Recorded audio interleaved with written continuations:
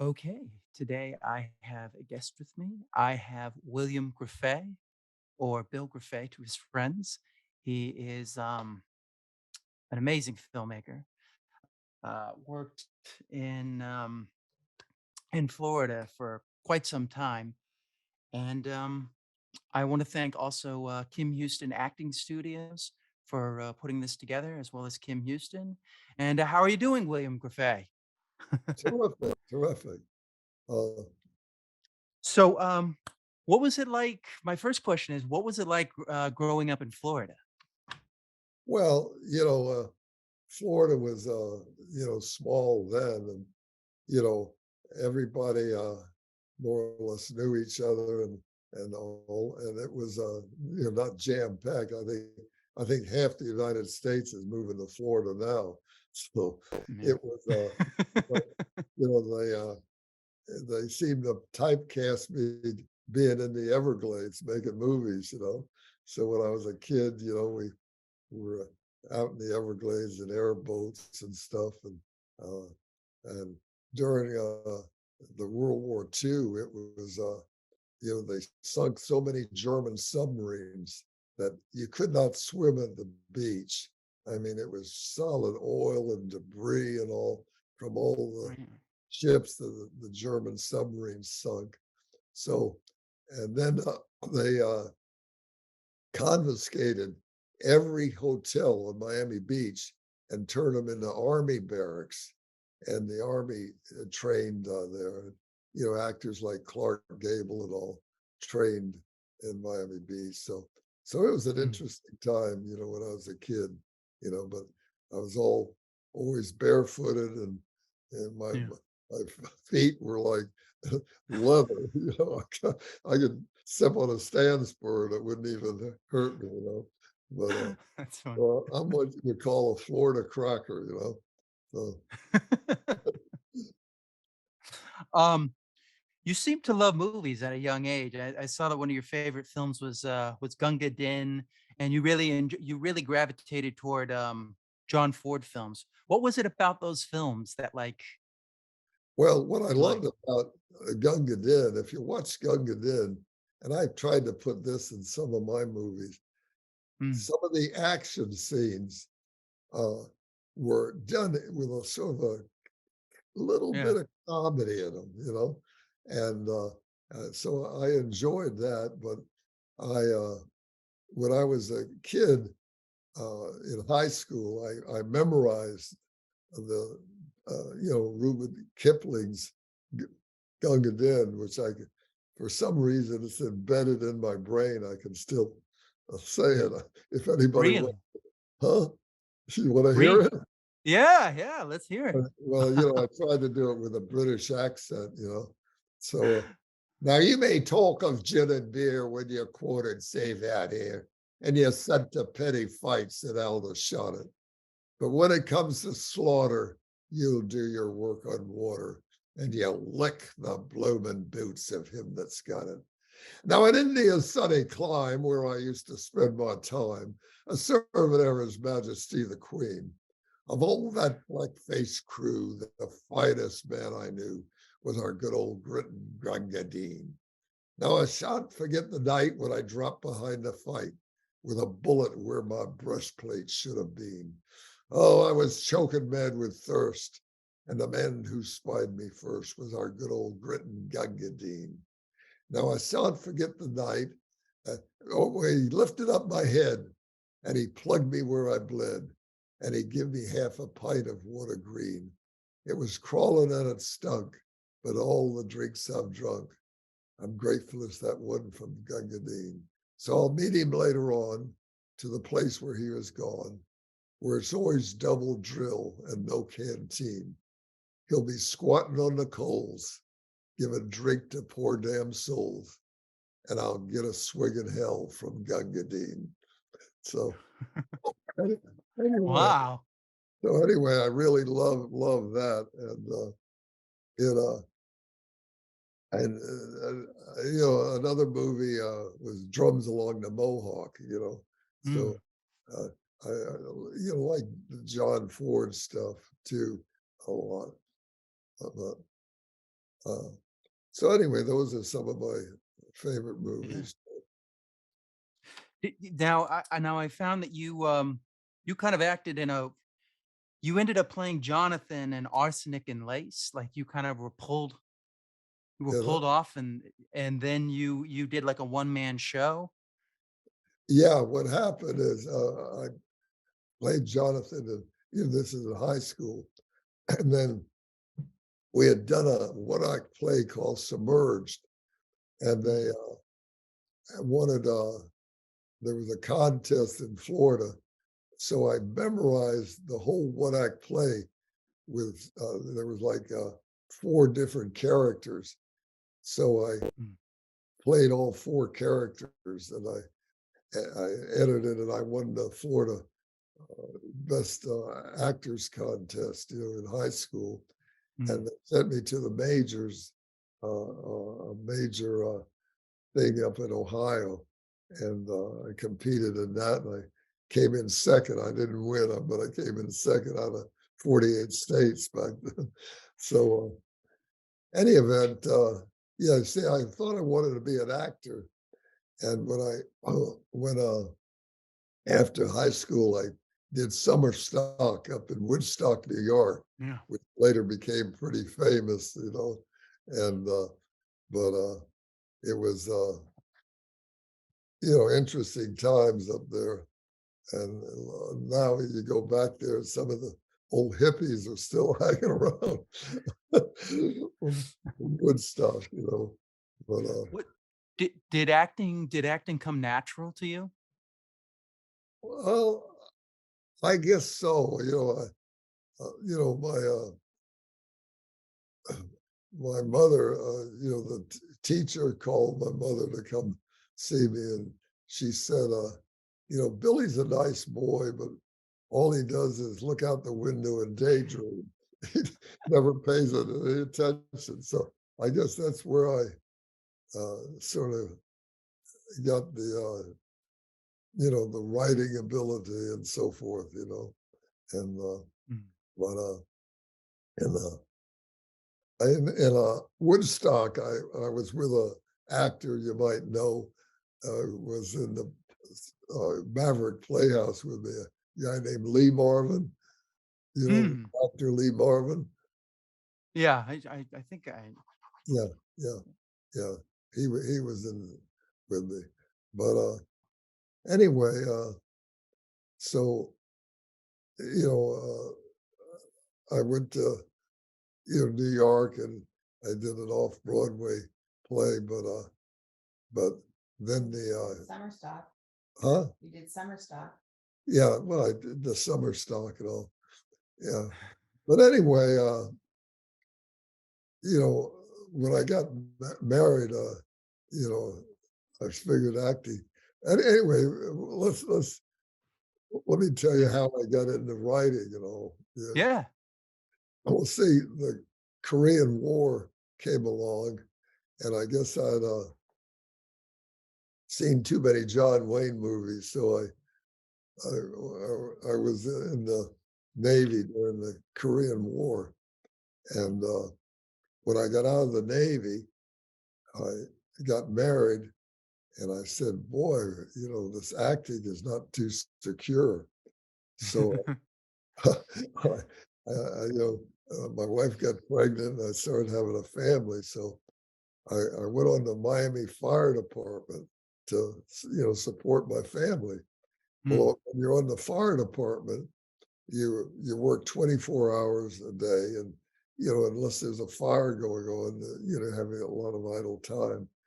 So I wrote a bunch of screenplays, movie scripts, and it ended up, that I got rejection slips to prove I wrote them.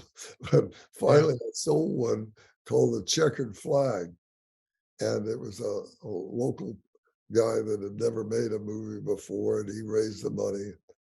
So they wanted me on. It was up in Sebring at the races in Sebring, Florida. So they wanted me up there for rewrites, and so I went up with a 30-day vacation I had from the fire department, And the first day, he collapsed with a nervous breakdown. And back then there was hardly anybody in Florida, but the director of photography was a guy named oh, a guy named called out of retirement to do the movie. So when the director collapsed, they panicked. All the investors panicked, and they said, "What are we going to do? We got to get a director from New York or California." The old DP said, "Well, look," he said, "by the time you find a director and get here, the races are going to be over, and he can't just step off the plane and start directing a movie, doesn't even know what the script is." So he said, "What the hell? The writer knows about it. Make him the director."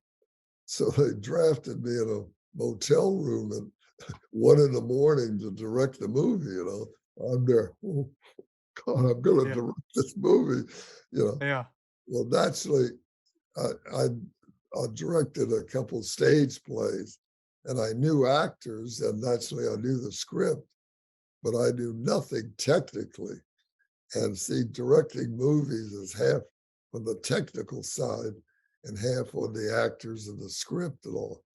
And so after that movie, fortunately, it made money, which if a Mm.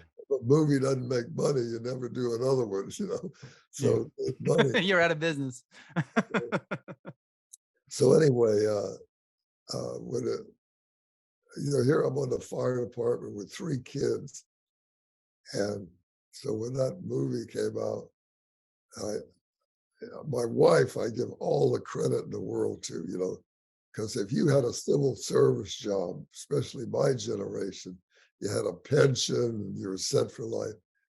And Yeah. here I had three children, and I told my wife I want to try to be in the movie business, and she went along with me and let me quit the fire department. And so, as I've made over 20 movies now and freelanced, and so that was a situation that she was a gem to support me and let me go along with it. So she was supportive of it. She didn't like say, "You're crazy. Stop that." No, I mean that's what I said. There'd be 100,000 women would have said no, no, no, but my wife went along and said, Yeah. "Oh, no, you can do it," and this and that. So she encouraged me to do it, and so she was a great supportive gal. And see, what people don't know about the movie business, they think it's romantic. It is 12, 14, 15-hour days. I mean, it's hard work, and Yeah. so my wife, knew when I made a movie, she wasn't going to see me for a month or so. See, where people don't realize today, it's a no-brainer to make a movie from a technical standpoint, Yeah. because with you can do as many takes as you want, And and use your phone. and Right. and the editing is nothing. Back then, see, I could only do 1 or 2 takes because the film was so expensive. The damn cameras weighed 200 pounds, and so anyway, but I tell these young filmmakers, technically it's a no-brainer. The only thing that hasn't changed is the director has to be an amateur psychiatrist to figure out actors and crew members and all the various personalities you have to deal with, And Yeah. so, but I wanted to ask you a question about going back to the Navy. yeah, When you were in the Navy, do you think they instilled in you some kind of like what do you think you learned from being in the Navy that you kind of brought to movie making business? discipline, I thought. discipline. I mean, prior to being in the Navy, if you slept late, I mean, when that reveille's charges, you're out of bed, and you, Mm, you're, you're ready for action right then and there, So yeah. discipline is the main thing it brought to me. And but any event, it's so after the checkered flag, I always loved racing, and they had big hydroplanes. You know what those hydroplane? Well, there Mm, was an Italian driver named Enzio Silva who had an Alfa Romeo supercharged engine. There was only two ever made, uh, and Mussolini had them made for Grand Prix racing, but one was destroyed in the bombing during World War II, and he put the other one in this hydroplane, and he was going, just beating everybody, and the boat went light and flipped, and he fell out and killed him immediately. And his son was on the deck, and his son dove overboard out trying to get him. So I looked around and I saw up on top of a truck, a guy was filming it with a 16 millimeter camera. And I went up to the guy and I said, "Did you think he got that shot?" And he said, "I think I did." And I said, "Well, in a day or so when it's developed, could I come by and take a look at it?" And he said, "Yeah." So I went by and he got the shot perfect with the boat flipping and all that. So yeah. I bought that shot from him, and I wrote, but I changed it to an American driver that gets killed. Yeah. And so that's when I wrote Racing Fever, based on that one shot that I bought. So, So so in the film, is that the actual shot, or you yeah, didn't? yeah. Use the actual shot, yeah. So he actually, wow, So, you could never do that today. well, it's CGI. Everything's CGI today. Yeah. Just like Wow. Bob Mikulski, who an Academy Award editor. I've explained to him a lot of stuff I did, and he says, "Oh hell, today it's CGI." Just like I don't know if you know it, but on YouTube right now, Quentin Tarantino does a thing on my movie Whiskey Mountain. He I know. loves, I watched it. It was and great. so you know, as at the end of it, that one guy said, "Yeah, knowing Grefé, he blew the bridge." He said, knowing that it's a Grefé picture, you know that they really did it. And it's like, yes, they Right, did. right. No CGI today. No. So when you're doing Checkered Flag, and you're doing Racing Fever, and you've never I mean, I know you did Flight for a Rebel, which you acted in. Did you direct that as well? I wrote it, and uh, did I direct it? I can't. Yeah, I directed it. Yeah, Flight for a Rebel. I acted in it, and but the guy that produced it, uh, he never got it off the ground. Mm, It was but it was turned into a short, and it was basically on Castro was a hero at that time. Nobody knew he was a communist, and it was yeah. sort of based on this volunteer went down with Castro to fight in the mountains, in Cuba, you know.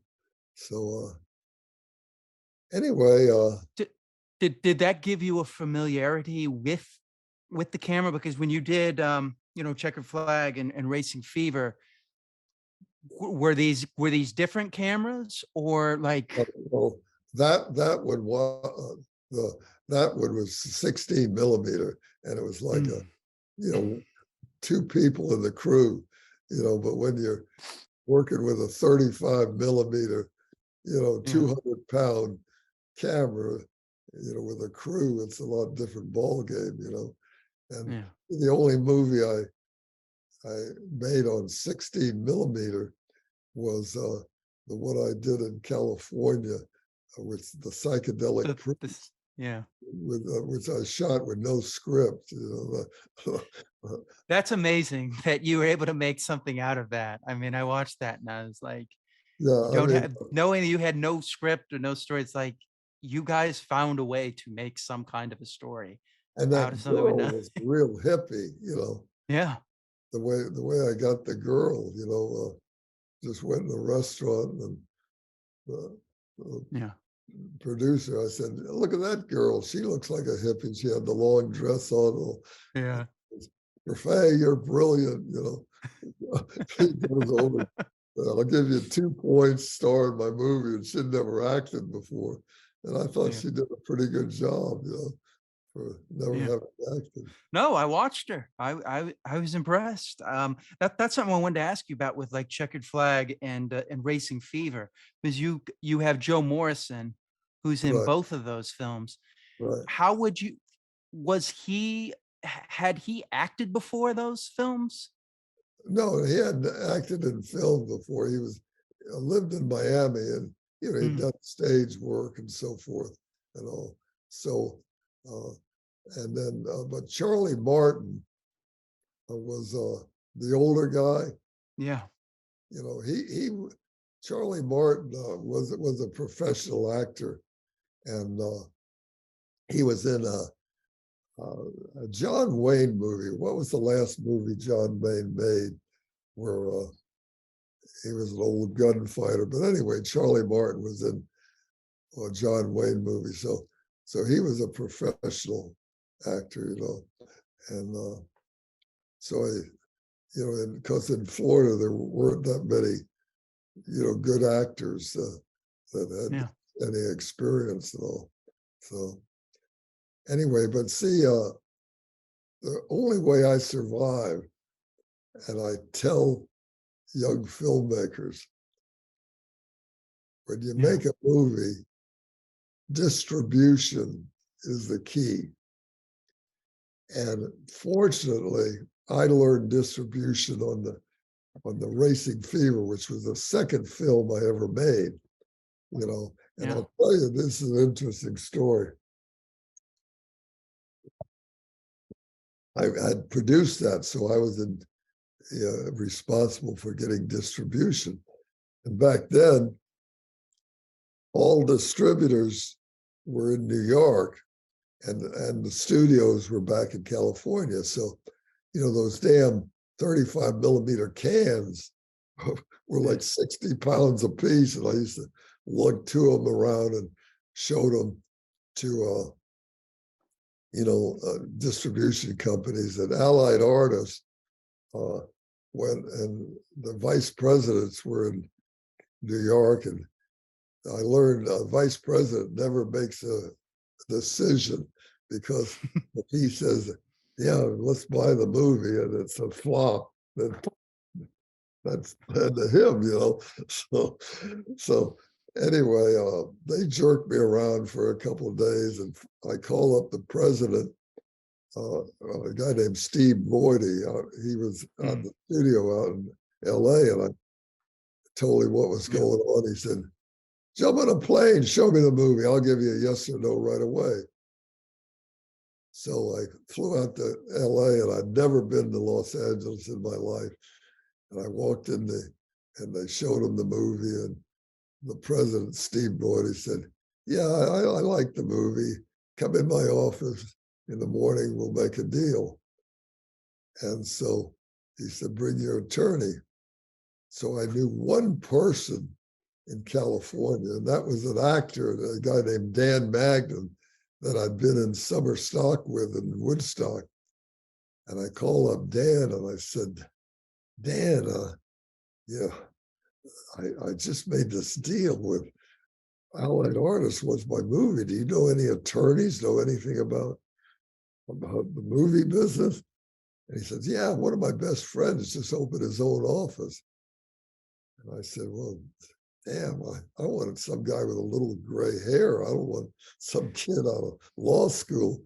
And he, "Oh, no, no, no, no. He just opened his own office, but for 7 years he was chief legal counsel for Allied Artists, which was the company that wanted my movie. So I hired him, and I walk in with my attorney, and the whole entourage are, He knows everything. he didn't have to read the contract. He'd put every zinger in it. So, cash advance, 1 year bankable guarantee and all that. Yeah. And so, anyway, if you don't know distribution, they'll put stuff in, you'll never see a nickel. Yeah. Never see a nickel. And so the key is, that's how I've survived, is knowing distribution. They Yeah. promise you the moon, but it ends up Hollywood bookkeeping. Yeah. Or they put some clause in there like, well, we are able to release, if we don't release it in this certain amount of time, we don't have to do anything with it, Yeah, something like that, yeah, and we'll just count it as a loss. yeah, they got a million zingers at it. Yeah. So, I mean, you were lucky. You lucked into the guy who pure wrote the luck, contract. pure luck. I mean, nothing but luck. I mean, they think we got you over a barrel, and then you come in with the guy who wrote the contract, and they're like, But, "What you are know, we gonna do now?" well, they thought I was a genius, and I was offered to go to LA, Mm, direct for Allied Artists, but I had three little kids, yeah. including Melanie, and, and but California was a mess back with the Yeah. hippies and drugs and everything. It Yeah. was, It's kind of like what it's like now. except the homeless aren't on Hollywood Boulevard sleeping in tents. That's, that's the difference. Yeah. So anyway, but from that, then some building contractor wanted to be a movie producer, and a guy had a script, The Sting of Death, the jellyfish monster, which today they'd laugh you out of the theater. But back then it was a big deal. The guy with the jellyfish monster. So I hired to direct that, and then Yeah. see, back then everything was two horror movies were released the dual thing in the drive-ins and neighborhood theaters and all. Yeah. And so the distributor who got the Sting of Death, he needed a second feature, but he couldn't find one. So he said the magic word. If I had could get a second one, I'd finance it. Yeah. But back then, the filming was slow. The editing was a nightmare. A nightmare. It took you a couple months to edit and do the final mix and all that. I mean, now everything, on a Yeah. computer. But back then it took forever. And the magic calendar date was April 15, because the drive-ins opened up in New York and all the other states. So I literally wrote Death Curse of Tartu overnight.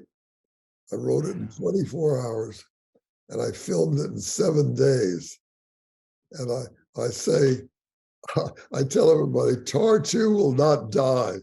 I tried to kill him off in the movie, but he will not die. More people call me about Tartu, and Really? Not Sting of Death. That's no, funny.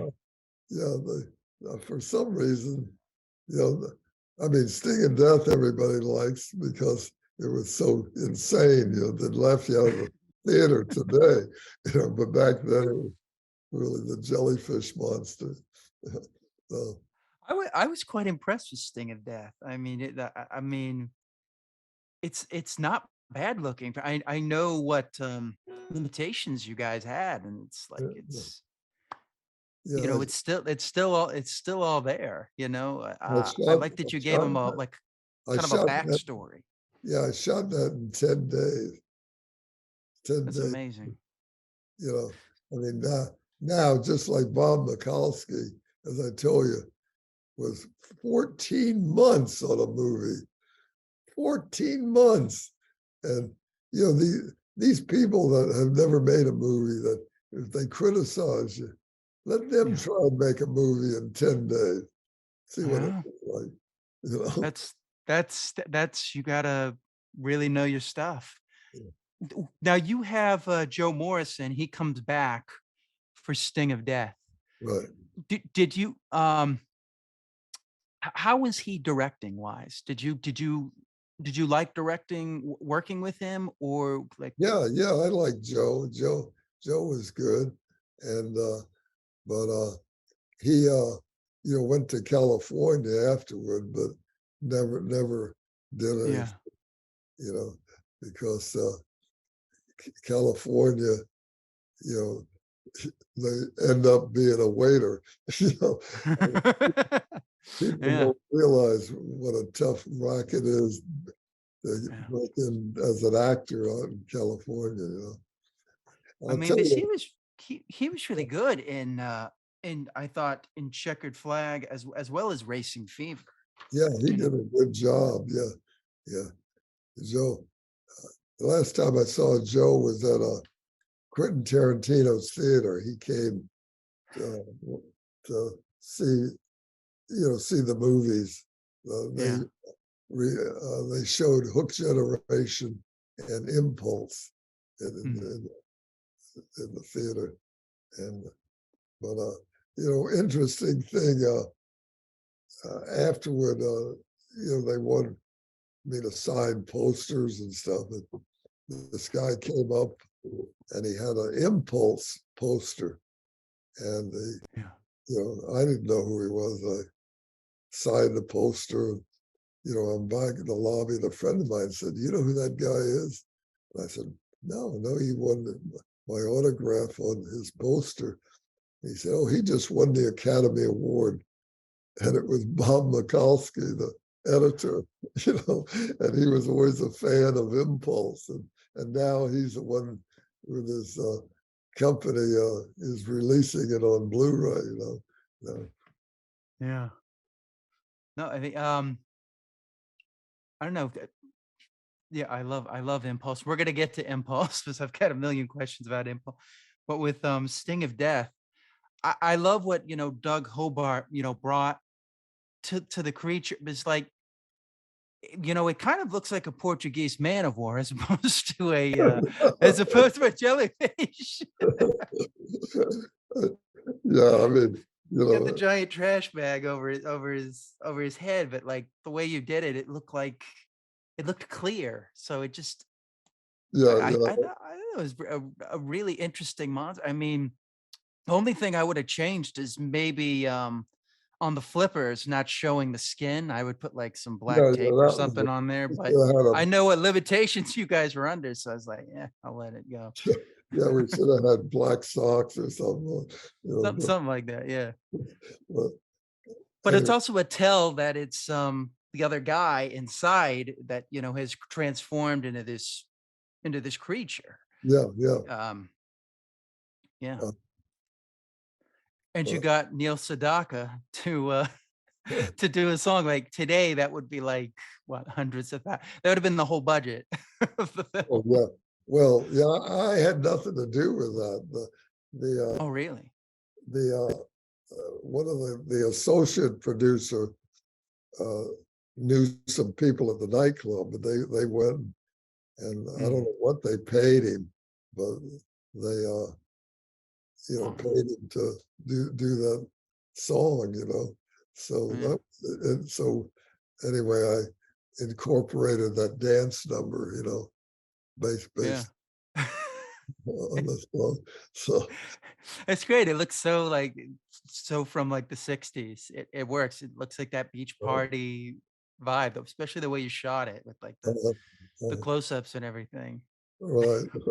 So uh, Um, And you shot that with the Aeroflex, I believe, right? Yeah, yeah, I used an arrow.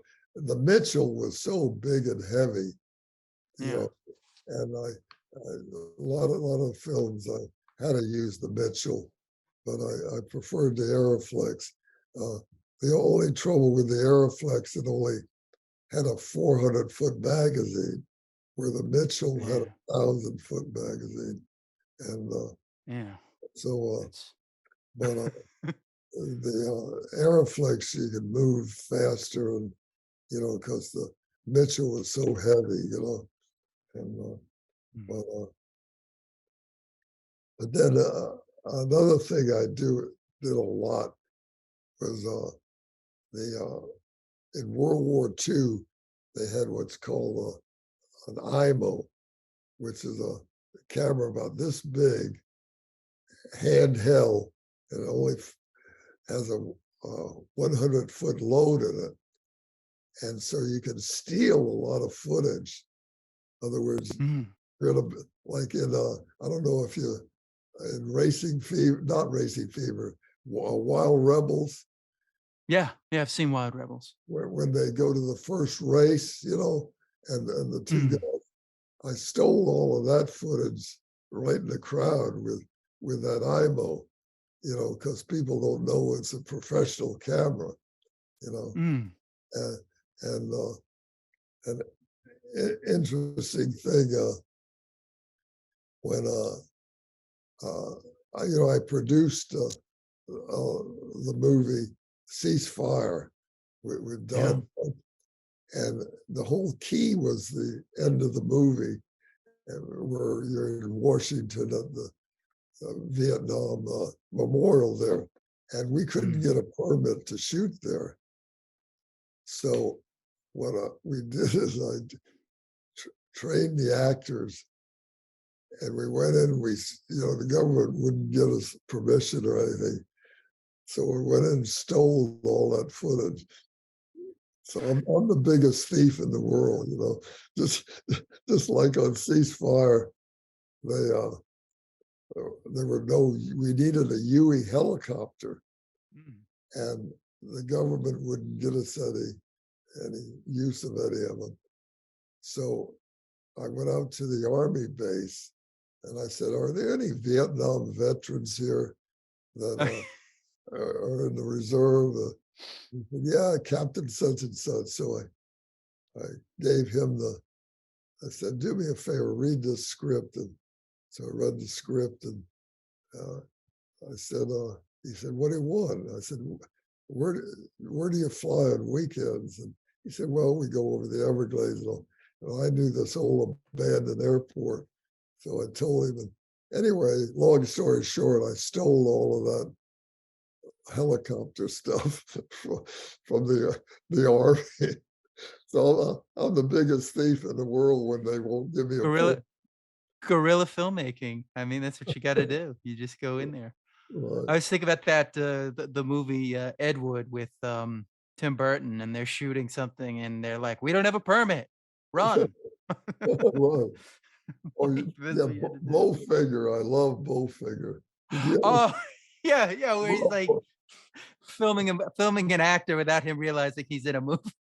Bowfinger, good friends of mine was Hmm, uh, uh, Dave Friedman. He was the producer with, hmm. but he he was doing a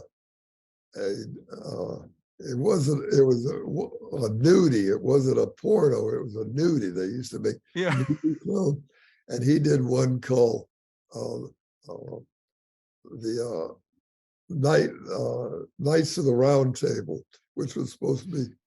He Mm. he went and rented one of these like 10,000 millimeter lenses, and he went above one of the studios where they were doing this big jousting and hundreds of extras, and he filmed all that and put it in his little nudie film.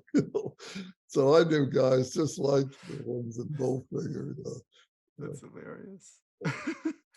Um, Getting back to the death case of, Tartu, You did that in 7 days, you wrote it in 24 hours. Right. When you write something in 24 hours, do you eat? Do you sleep? Oh, no, no. What I did is I said, "What the hell am I gonna write about?" You know, Yeah, and because this just hit me out of the blue. So all I did was take the age-old thing in Egypt. If anyone disturbs the Pharaoh, he'll come back. yeah, So I moved that to the Everglades and made it ancient Indian witch doctor, and and but but we a guy gave me some 8 millimeter film that he shot. I'd never seen it before, about behind the scenes on that. And when I looked at it, I mean, we had a good time. I mean, it mm, wasn't a tense shoot, and yeah, I was surprised, because I thought didn't remember what a relaxed set we had, and yeah. but And you used a real anaconda snake in oh that. yeah, yeah, yeah. Oh, I got to tell you a funny story on that. This is when I ended up wrestling an alligator in that movie. Uh, where the girl gets her arm bitten by the Yeah, well, Frank Reed, my animal trainer, was a wild man. I mean, he was really the real McCoy. He lived in the Everglades a lot. So I needed this huge alligator. So I said, Frank, if you got any alligators that are fairly used to human, bring them in.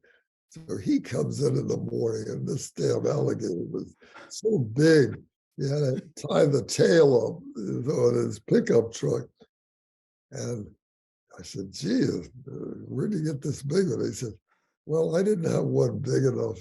So I just caught it last night and brought it. So I had a wild alligator, So the plan was we were going to dig a hole, and we put the girl's arm in the hole, a post hole, and we took a fake arm and put it out and had yeah. the alligator, with a piano wire.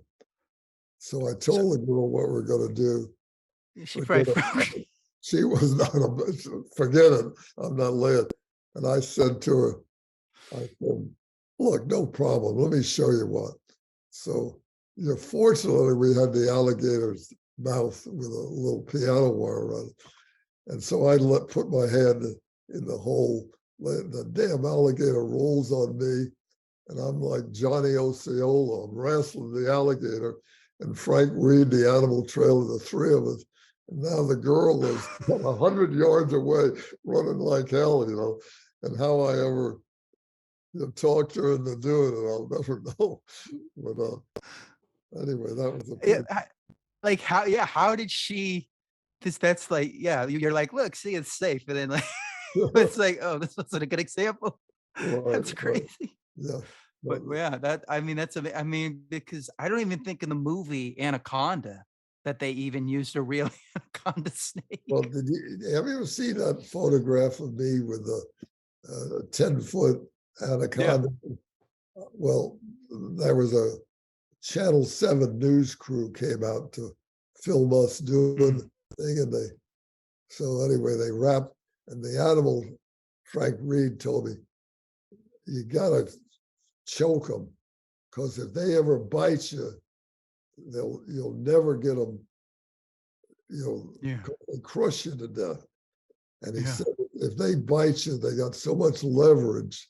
So I was holding that thing, and every time I'd exhale, he'd tighten on me, and I was holding the thing. And finally, I dropped to my knees because he was starting to crush me, And it took about yeah. 3 guys to pull him off.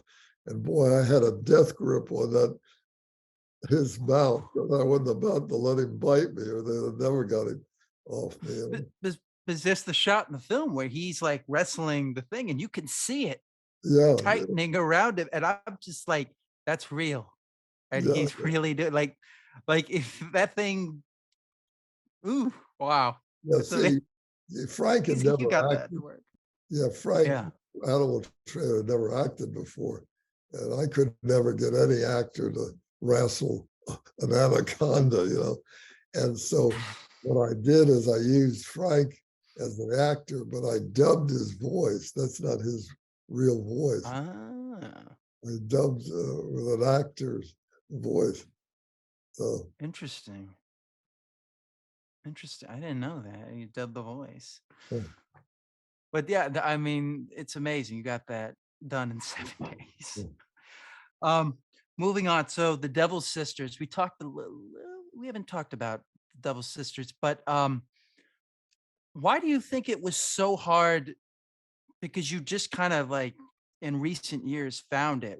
Why was it just because there wasn't that many prints of it? yeah, they see what we used to do. Prints were very expensive.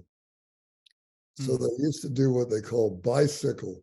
In other words, you'd play Miami in like six theaters, then you'd move the print to Jacksonville, you know, mm, play six prints and move them around. So there wasn't that many prints made, and it just disappeared. And fortunately, it was released real big in Germany, and mm, I found some collector had it, but the last 6 minutes was missing on the thing, and mm. so I've looked and looked and looked to try and find that last 6 minutes. So it's you know, I found a version. I was trying to download it, but it said it's like in Spanish. I don't know if it has the ending or not, but they wanted my email address, and I was like, I don't know this website. could you? But Is there any way to find that? yeah, yeah, I can send it to you. Oh, I I can love send you the link to it. I it. don't know if they actually have the ending, but that was the only thing I could find until I went to your website and then I saw, oh, it's here. But I think you have to. Is it digital or do you have to? Or are you mailing a physical copy from your website? Uh, well, no. Do you have a DVD of it or They I can don't send, have a DVD of it. no? I only have a link to Well, this website. what you do if you could high speed it down just to see Mm, if the last 7 minutes, if the whole end of it. okay. So even if it's did they dub it into Spanish? Yeah, Or the only problem is I wasn't able to actually get it on because they wanted me to enter my like email address and stuff, and it was kind of a sketchy website, and I was like, I didn't trust it to, I don't know if this is, I don't know if this is real or not, but I did want to mention that to you that I found something with that, and there might be on there, it might not be on there, uh, but I mean, I don't know. It's like one of those sites where they're illegally showing, it was basically for Spanish films. So uh, they had an English dub. I think they had an English like subtitled version, and then they think they had a Spanish version. That was the only thing I could find that was like that yeah, like where I could watch it, immediately. Other than your website, but I couldn't tell if they were gonna mail it to me, and I didn't have enough time. I don't think it was gonna have enough time to get here in time for me to watch it.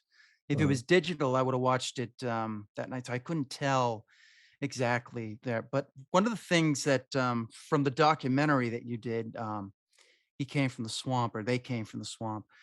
You talked. They talk about you kind of played with time. This is kind of the first time you played with like starting at the end and playing with. Was that something? Talk a little bit about like writing the Devil's Sisters and how that like you told me about the idea of it, but like well, we got was it? the actual court records. See, that was Mm, based on a true story. So we mm, so we got the court records and then wrote the screenplay on it based on that.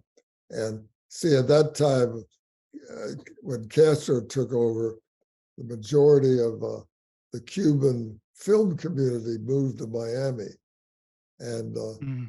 I used like Velia Martinez was a very well-known actress, and so I used her in it, and most of the you know actors were all Cubans dubbed in for Mexicans, and I shot it in Miami, which Yeah. I think we faked Mexico pretty good. Uh, Did you always intend to shoot it in black and white? that was the only film I ever did in black and white, and Mm.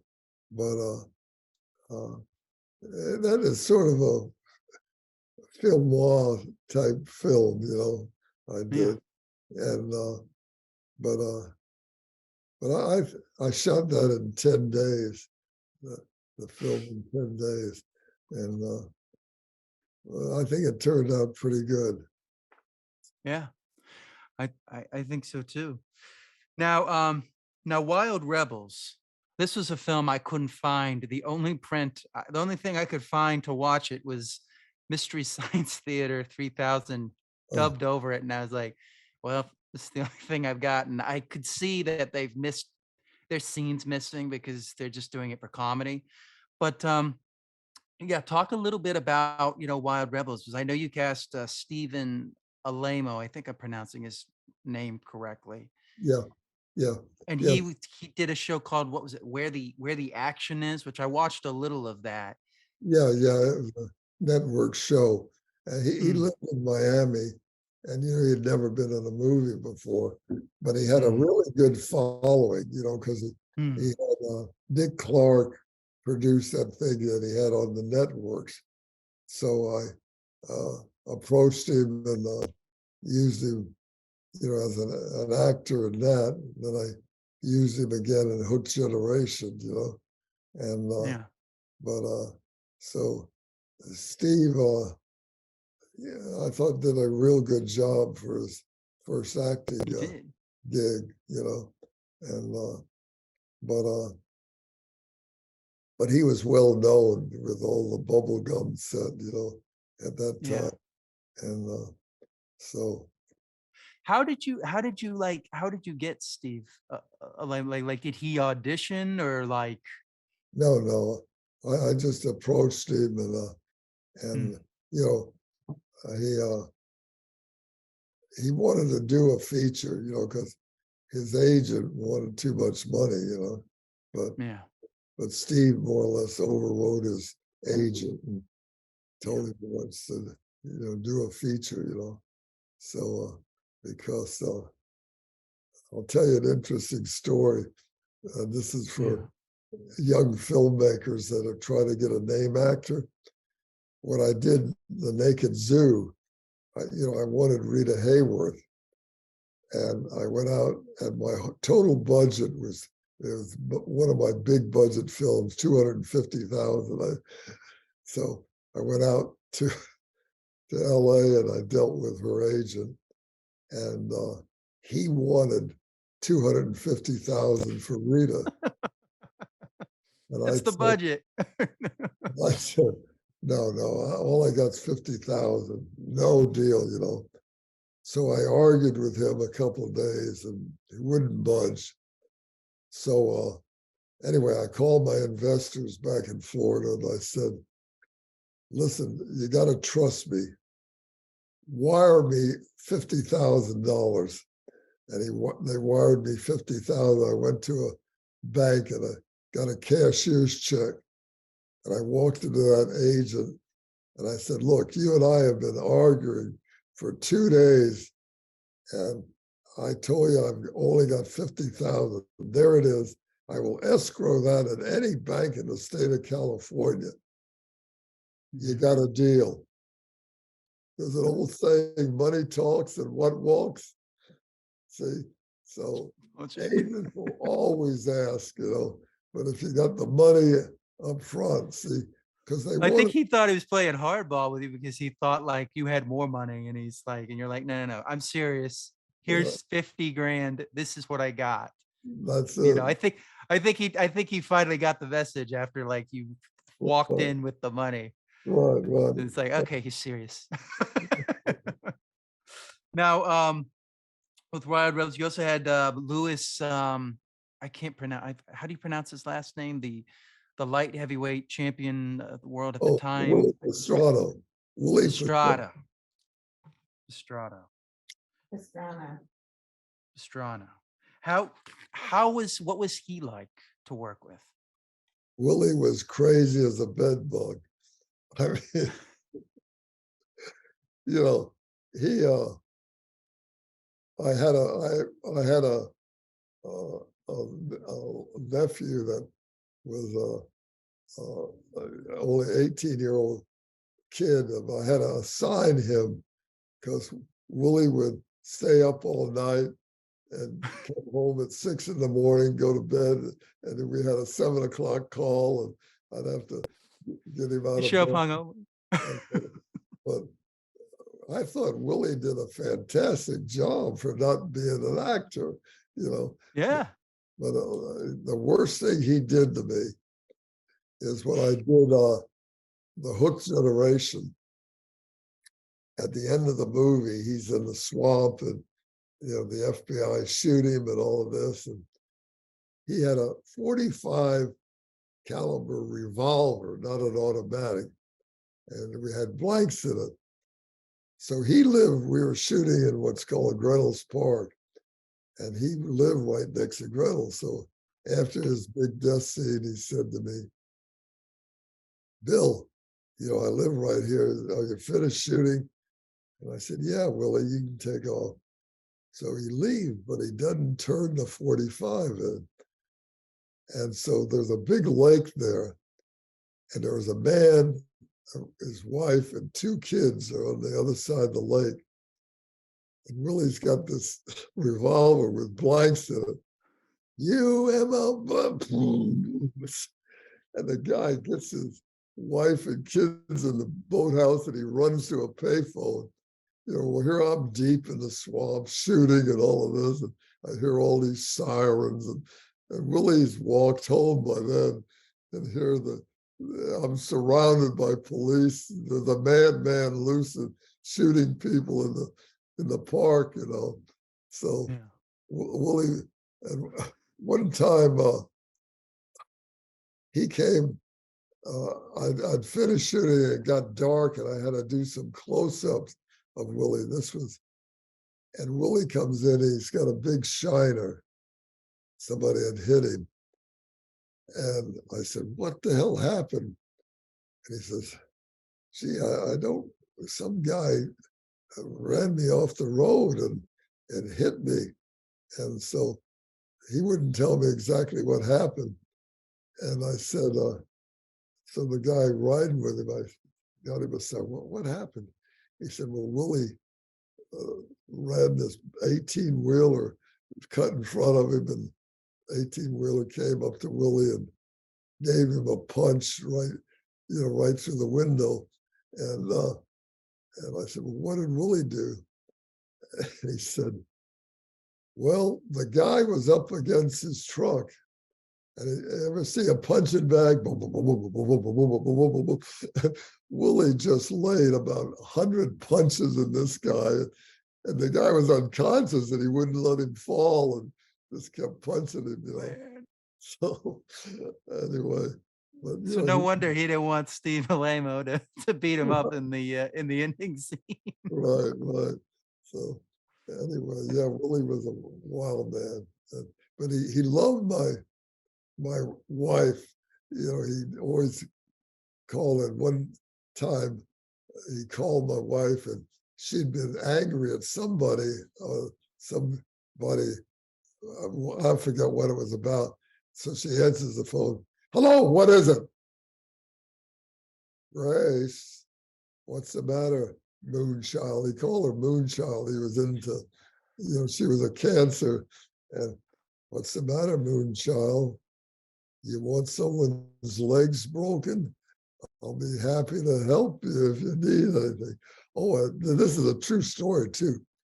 Willie also worked for the mafia, and the mafia said to him, "Willie, there's a guy that won't pay us. He owes us this money and he keeps putting us off. I want you to go there and I want you to collect, take notes. So Willie goes to the guy's house, and the guy sitting there had been in an automobile wreck and he had a broken leg and his legs in the cast. And Willie says, "Hey, baby, the boys want their money today. I got to collect. Yeah, Willie, tomorrow I'll give you the money." No, so anyway, they argue back and forth. Willie takes a baseball bat, breaks the guy's leg through the cast again, and, and the guy magically paid Willie. So Willie was a real McCoy, I'll tell you. So anyway, And it's amazing you were able to you were able to direct him. That's just right. Yeah, wow. yeah. Um, one thing I was curious about in the last shot in Wild Rebels when he goes down the stairs, how did you shoot that? Well, that see, there were two lighthouses. The Mm, exterior of that was down on Key Biscayne. That was about a 200-year-old lighthouse. It had been mm, there forever, but there were no staircases in there. So I shot the exterior because it was and then I had to go up to Jupiter, Florida. There was another lighthouse that had mm, the stairs, and so I had to match everything, mm. the stairs and all of that. And but you're talking about where the guy falls down, or Yeah, and you've got like almost a POV shot of it, and then you go into like a what I did physical. is, had the actor go on the railing like this, like he was going over. Yeah. Then I took a dummy, and Okay, that is a dummy? Okay. the dummy went all the way down, and then I had the actor down below on one of the stairs, and he jumped. Mm, So the shot was actor goes over all the way down, and then the guy close up the guy. yeah. But I was in really good shape, but I climbed that White House probably 100 times. My legs were so sore that night I could hardly get out of That's bed the crazy. next day. And those are heavy cameras, people. That's something Well, people don't yeah, realize. These are yeah, not yeah, these aren't yeah. easy cameras. Wow. That's because I love that shot. And I was like looking, I was like, okay, kind of looks like a dummy, but I like so that's how you were able to make it Uh, look yeah, it blend. turned out really good. Yeah, yeah. Yeah.